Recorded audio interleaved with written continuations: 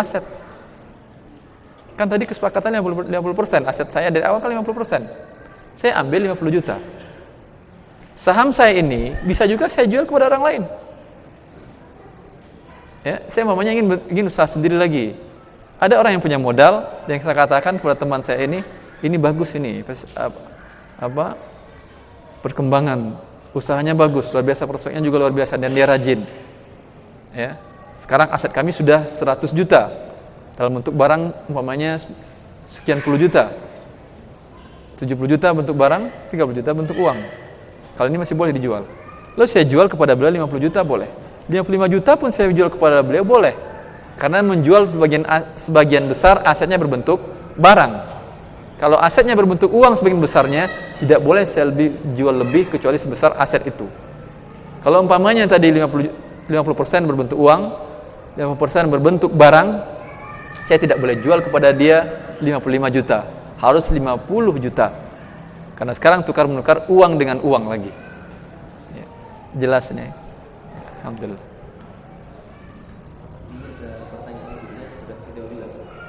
Jadi pertanyaan ini,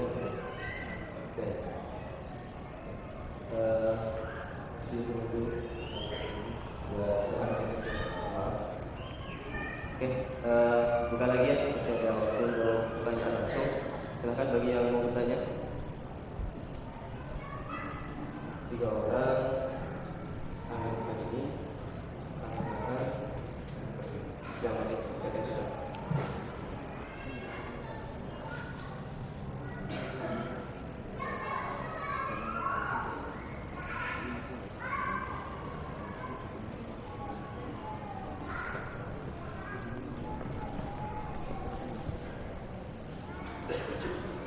Enggak?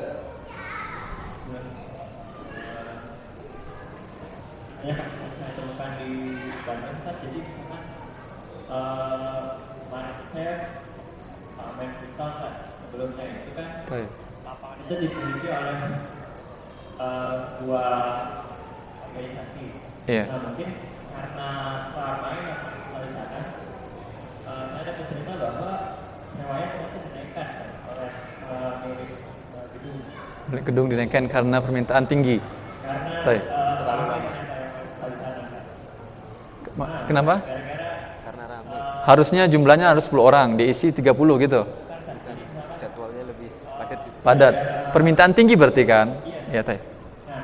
Nah, apakah itu dibolehkan? Jadi kita menaikkan sewa tempat itu berdasarkan jumlah permintaan. Iya. Jadi kalau misalkan sebenarnya secara normal kita harga sewanya masih tetap setiap tahunnya mungkin dengan penambahan cuma 5%. Iya. Cuma karena ramai, kita melihat ini ramai, jadi kita naikkan mungkin sampai 20% ya. Boleh atau? Boleh atau tidak? Ya. Selanjutnya juga ke depan waktunya yang bertanya.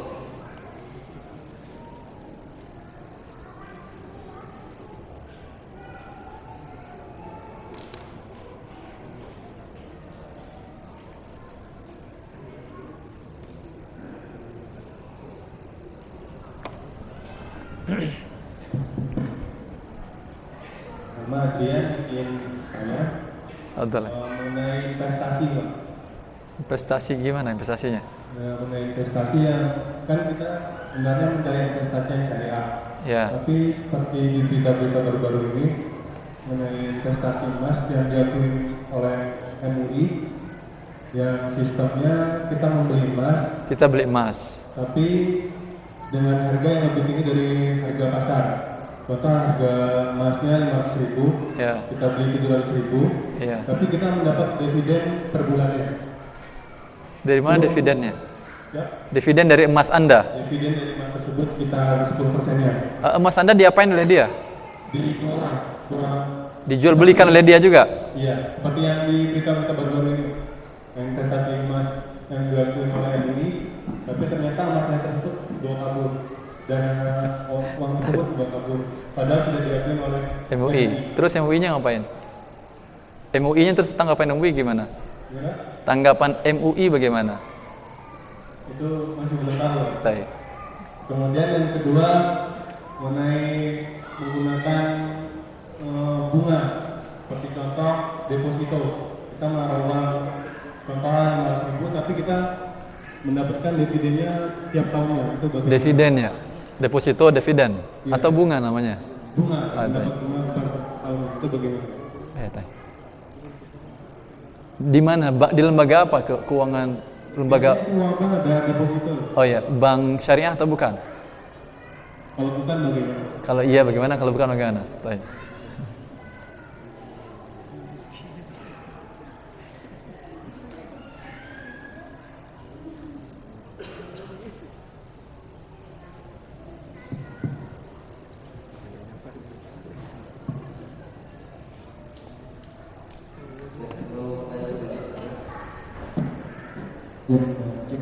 Bismillahirrahmanirrahim. Assalamualaikum warahmatullahi wabarakatuh. Assalamualaikum.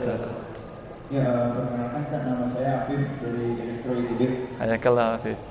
Ya, jadi yang ingin saya tanyakan sebenarnya ingin saya sebenarnya terkait apa yang saya ambil saya mengambil mata kuliah namanya itu perencanaan keuangan gitu, di Iya. Sekolah Bisnis Manajemen ITB. Masya Allah. Dan di sana dibahas terkait saham gitu. Saham tapi ya lebih terkait tradingnya gitu, trading di bursa efek ataupun kita di saham yang lain gitu. Nah yang ingin saya tanya sebenarnya hukum Islam sendiri misalnya kita hanya melakukan trading gitu. Jadi Ya. kita punya modal dan kita melakukan Jual beli saham gitu Iya, ya. jual beli saham itu sebenarnya apa gitu. Jadi tanpa kita melakukan usaha langsung. Iya.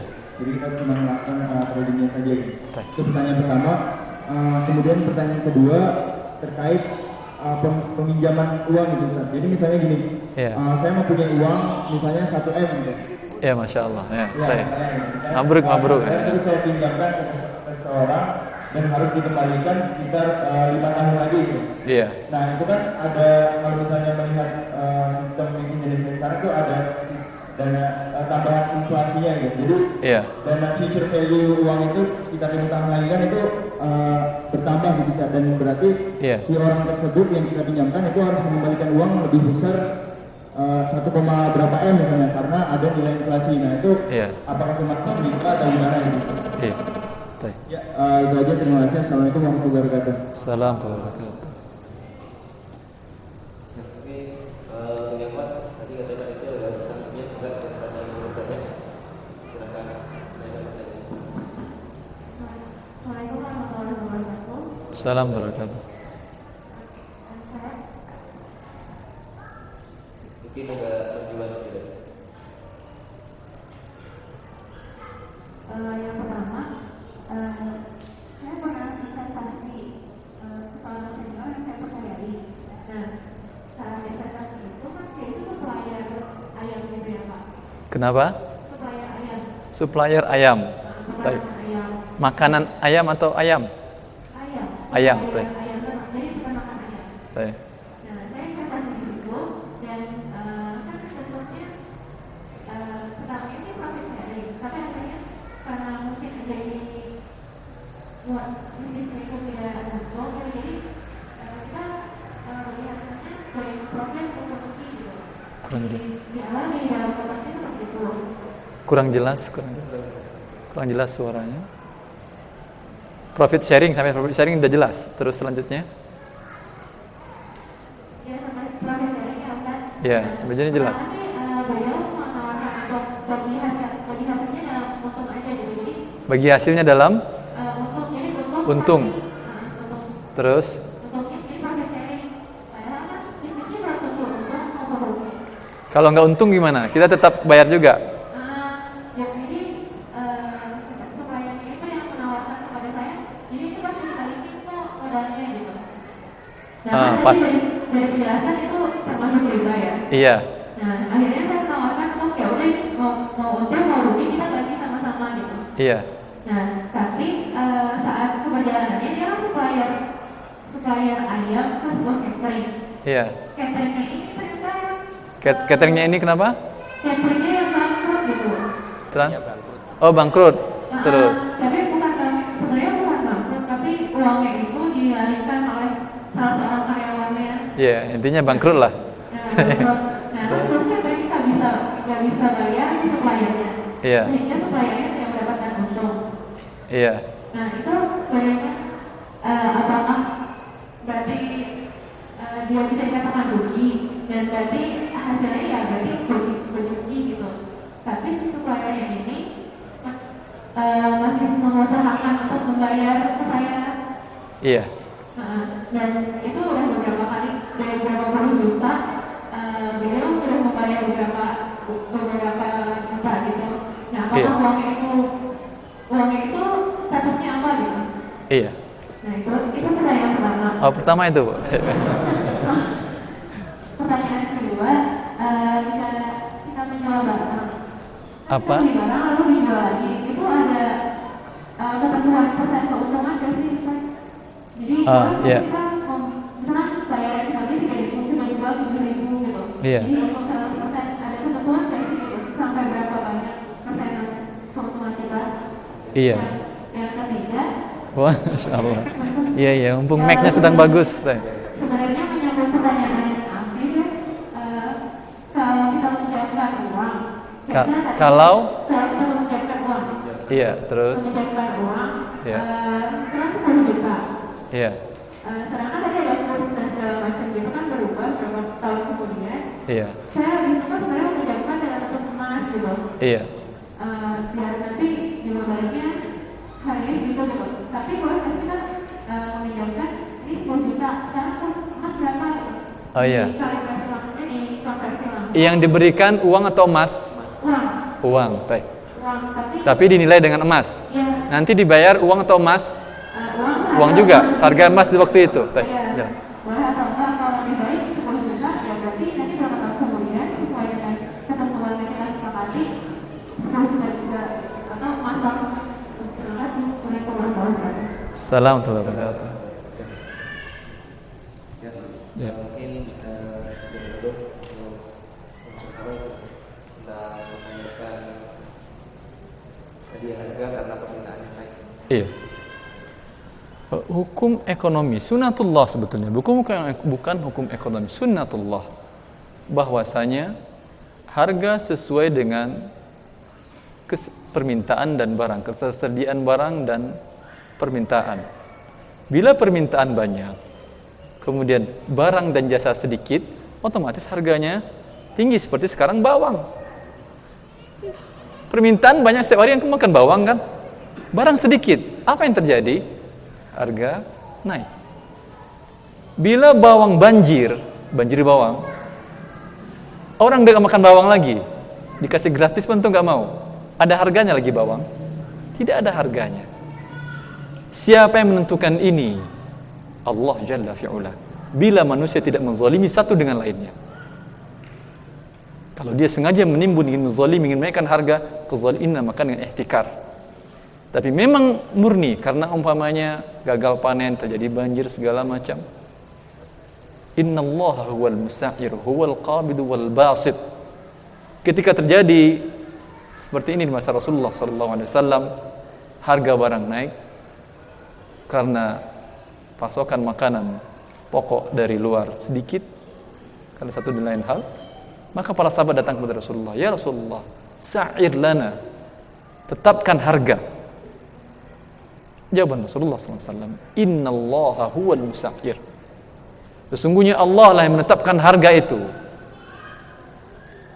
Rasulullah tidak mau menetapkan harga itu.